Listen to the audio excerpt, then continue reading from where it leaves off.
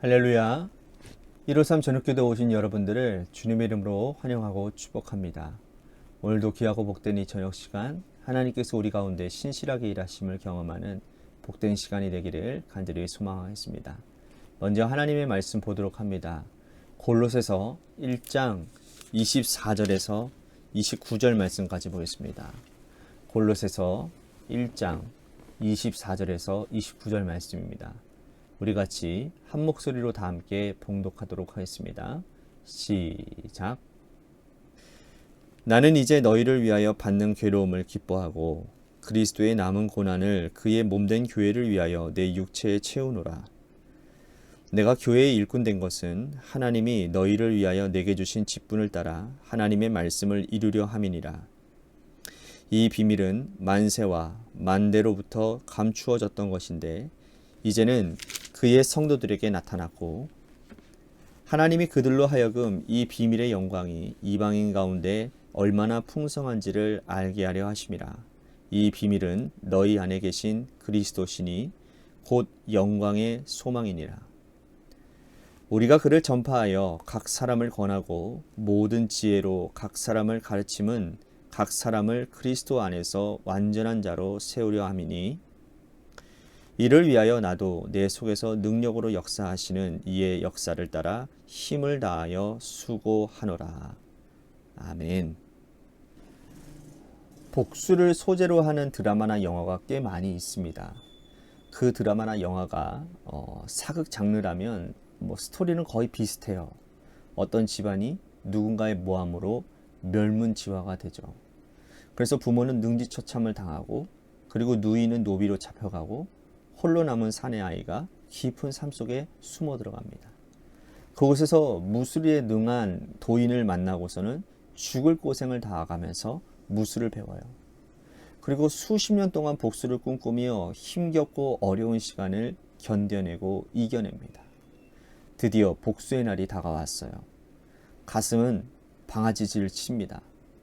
여러분, 어떠한 결과가 나오든 이 드라마의 결과는 허무할 수밖에 없습니다. 그 젊은이가 복수에 성공하면 여러분 그 다음에 무엇을 하며 살아야 할까요? 복수에 성공했다고 해서 죽은 부모가 다시 살아 돌아오는 것도 아니지 않습니까? 실패하면 여러분 그 죽음의 의미는 무엇일까요? 여러분 비전과 야망을 구별하기 어려울 때가 있지만 이것은 하나는 분명합니다. 하나님께서 주신 비전은 허무하지 않아요. 그러나 자신이 원하는 야망은 허무합니다. 원하는 것을 이루었다 하더라도 다시 목마르고 성취했다 하더라도 갈증이 납니다. 하지만 하나님께서 우리에게 주시는 비전은 그 과정이 아름답고 의미 있고 이루고 나면 행복합니다. 오늘 바울은 이 편지를 통해서 자신을 복음의 일꾼이다 라고 소개를 하고 있습니다. 그의 비전은 복음의 일꾼으로서 한평생 사는 것인데 그 비전은 결코 허무한 것이 아니고 보람으로 가득 찬 인생이라는 거죠. 사도 바울은 신약성경 27권 가운데 13권을 기록했습니다. 바울 서신 13권 가운데 사람에게 보낸 서신도 있고 또 교회에 보낸 서신도 있습니다. 디모데 전후서 그리고 디도서, 빌레몬서가 사람에게 보낸 서신이고 나머지는 전부 다 교회에게 쓴 편지입니다. 교회에 쓴 편지 가운데 유일하게 골로새서만 자신이 개척하지 않은 교회에 쓰고 있어요. 그렇다고 골로새 교회는 누가 개척을 했을까? 7절 말씀에 보면 에바브라가 개척한 교회라고 얘기를 하고 있습니다. 그런데 바울은 왜 이 자신이 개척하지도 않은 교회인 골로새 교회에게 편지를 쓴 것일까요? 그는 지금 로마 감옥에 연금 당한 상태에서 이 골로새서를 기록하고 있습니다. 골로새 교회는 에바브라가 개척을 했고 빌레몬이 교회의 핵심적 사역을 감당하고 있었거든요. 바울이 로마에 있을 때 오네시모라고 하는 사람이 그를 찾아옵니다. 오네시모는 빌레몬의 종이었는데 주인에게 큰 손해를 입히고 떠돌아다니다가 로마까지 온 거예요. 하나님께서는 이 빌레몬을 떠난 이 오네시모에게 은혜를 주셔서 바울을 만나게 하시고 그 바울을 통해서 회개하게 하시고 돌이키게 하십니다. 그래서 바울은 회개한 이 오네시모를 설득을 해서 빌레몬을 찾아가서 용서를 구하라고 해요. 그리고 그 권면을 받고 떠나 오네시모에게 편지 2통을 돌려보내는데 그 하나가 바로 빌레몬서이고, 여러분들 또 하나는 빌레몬이 섬기고 있는 골로새 교회에게 보내는 골로새서였다라는 거예요. 그러므로 이 골로새 교회 성도들은 바울을 잘 알지 못합니다. 유명한 바울에 대해서 어렴풋이 알고는 있지만 그 사람이 어떠한 사람인지 어떠한 사역을 했는지 구체적으로 알 수가 없습니다. 그래서 바울은 이 골로새 교회 성도들에게 자신의 비전과 상황을 설명하고 있다라는 거예요. 그러면서 바울이 꺼내든 단어가 뭐냐면 복음의 일꾼이라는 겁니다. 다른 편지에서는 이렇게 소개한 바가 없지만 자신을 잘 모르는 이 골로새 교인들에게는 복음의 일꾼이라고 자신을 소개하고 있다라는 거죠. 이것만큼 바울을 잘 여러분 표현하는 단어가 또 어디 있겠습니까? 그는 복음의 일꾼이었으나 현재 갇혀 있어요. 자신의 형편이나 처지, 앞으로의 비전도 그는 설명하고 있습니다. 그는 그리스도의 남은 고난을 자기의 육체에 채운다라고 고백을 하고 있어요. 이 말은 예수님께서 십자가의 고난을 받으신 것처럼 그도 고난의 길을 따라 로마 감옥에 갇혀 있다라고 말하는 것인 거죠. 그런데 바울은 그것으로 그치지 않았어요. 그는 하나님께 받은 비전을 설명하고 있습니다.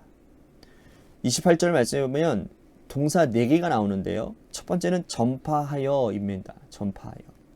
그가 복음의 일꾼으로 살아가는 이유는 그리스도의 남은 고난을 채우는 첫 번째 이유가 바로 그리스도를, 예수 그리스도를 전하기 위해서라는 거예요.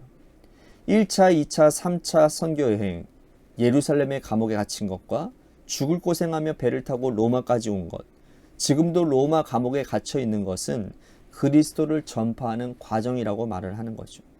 그는 그리스도를 전파하는 것을 좀 더 세분해서 설명하고 있습니다. 두 번째는 권하다라는 동사예요. 한 사람 한 사람의 마음을 살피고 상담하여 그의 마음의 응어리를 풀어내는 거죠. 바울은 실로 한 영혼을 성실하게 섬세하게 돌보는 사람이었습니다. 한번 복음을 전하는 것으로 그치지 않았어요. 할례주의자들에게 빠져서 복음의 기본이 흔들린 이 갈라디아 교회 성도들에게 편지를 써서 그들을 권면했습니다. 여러 가지 문제로 어지러웠던 고린도 교회에 편지를 써서 그들을 권했어요. 바울은 복음을 전파하는 사역을 이 권하다라는 동사로 표현하고 있다는 것이죠. 세 번째로는 가르치다라는 동사예요. 말씀을 1대1로 가르치고 속으로 가르치고 회당에서 가르쳤습니다. 고린도 교회에서 1년 6개월을 가르치면서 또 에베소에서는 두란노 서원을 세우고 3년 동안을 하루도 쉬지 않고 가르쳤습니다. 이것이 그가 그리스도의 남은 고난을 육체에 채워가는 과정이었다는 거죠. 네 번째는 세우다라는 단어입니다. 그는 한 사람을 그리스도의 일꾼으로 세워보는 것이 최종 목표였어요. 전파하고 권하고 가르치고 세우는 과정이 그리스도의 남은 고난을 자신의 육체에 채우는 길이라고 생각하고 사도 바울은 성실하게 그 일을 감당했다라는 거죠. 그는 이 일을 하면서 행복했다라는 겁니다. 허무하지 않아요. 왜? 아까 말씀드렸잖아요. 하나님께 받은 비전이기 때문입니다. 여러분들은 어떻습니까? 간절히 기도하고 구한 것이 이루어졌지만 갑자기 허무함이 몰려온다면 깊이 생각해 봐야 됩니다. 비전이 아니고 욕심이 아니었는지 돌아봐야 된다는 거예요. 복음과 연결된 것은 허무한 것이 없습니다. 복음을 전하고 각 사람을 권하고 가르치고 세우는 일은 과정이 보람되고 결과는 말할 수 없이 행복한 일입니다. 하나님께서 바울에게 주신 비전이 오늘 우리들에게 아주 큰 비전이 되기를 간절히 소망합니다. 또한 바울은 이 일을 자신의 힘으로 감당하지 않고 하나님이 주시는 능력으로 감당했다라고 말을 합니다. 그는 자기의 힘을 다하여 수고한 것이 아니라는 거예요. 그의 마음속에 능력으로 역사하시는 이의 힘을 따라 수고했다라는 거예요. 그러므로 허무하지 않고 피곤하지 않았다라는 겁니다. 여러분, 사람들이 볼 때는 어떻게 저렇게 많은 일들을 할까 생각하지만 사도 바울은 피곤치 않고 지치지 않았다라는 거예요. 바울 속에 그리스도의 능력, 성령의 능력이 일하고 있기 때문이라는 거예요. 우리 성도님들 봐도 그렇습니다. 정말 수많은 사역들을 이렇게 감당하시다 보면 제가 인사치레에 그렇게 얘기를 합니다. 참 고생 많으셨어요. 얼마나 힘이 드셨어요. 그러면 당연히 하는 일인데요. 뭐 어렵지 않았습니다. 기뻤습니다. 어떻게 그런 고백이 나올 수 있을까요? 몸이 고단하고 때로는 많이 외롭고 힘이 들고 어려운 가운데 있을 텐데 어떻게 그러한 고백이 나올 수 있을까요? 그 안에 성령님께서 주시는 힘으로 그 일들을 감당하고 그로 인해서 성령님께서 주시는 기쁨과 평안이 충만했기 때문 아닐까요? 우리들이 주님의 일들을 감당하는 가운데서 이러한 은혜들이 있었으면 좋겠습니다. 하나님의 귀한 사명들을 감당하다가 몸이 힘들고 마음이 지칠 때도 있을 거예요. 그러나 그것은 잠깐이요. 성령께서 우리를 붙드시는 그 놀라운 능력 안에서 우리들이 회복받고 또 그 풍성한 일들을 계속해서 해나가는 아름다운 하나님의 일들이 차곡차곡 쌓여지는 그런 일들이 있을 때 우리는 하나님의 사명을 감당함 가운데서 피곤하거나 허무하지 않을 수 있다라는 것입니다.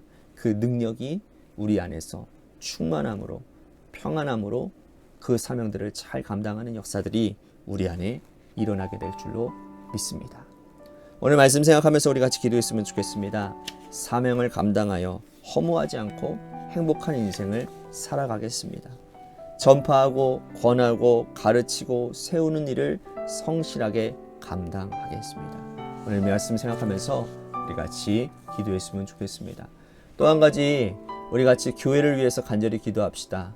하나님이 세워주신 주님의 몸된 교회가 우리가 교회 안에서 서로 하나가 되고 또 하나님의 마음을 품고 같은 비전으로 담임 목사와 장로와 권사와 집사가 우리가 하나가 되어져서 주님의 교회를 온전히 세워가는 교회가 되게 하시고 또 이웃에게 아름다운 선한 영향력을 나타내는 그런 교회가 되게 하셔서 모두가 어렵다고 하는 어려운 상황 가운데서 교회다워지는 교회가 되게 하시고 성도다워지는 성도가 되게 하셔서 부흥케 되어지는 역사가 우리 교회 가운데 일어나게 해달라고 우리 같이 기도했으면 좋겠습니다. 또한 육신의 질병으로 고통당하는 분들을 위해서 간절히 기도했으면 좋겠습니다. 우리가 어제 바우자 권사님 예배드리는 가운데 참 은혜가 있었습니다. 우리가 이렇게 밤낮으로 함께 새벽마다 밤마다 계속해서 기도하고 있을 때 하나님이 우리 권사님을 붙드시고 회복시켜 주심에 얼마나 감사한지 모르겠습니다. 여러분들 계속해서 우리 바우자 권사님의 빠른 쾌유와 회복을 위해서 기도했으면 좋겠고요. 또 한 가지 우리 여러분들의 삶의 자리와 여러분들의 자녀들을 위해서 기도하시다가 돌아가시길 바랍니다. 노래 끝날 때까지 우리 같이 함께 기도하며 나아가도록 하겠습니다. 기도하시겠습니다.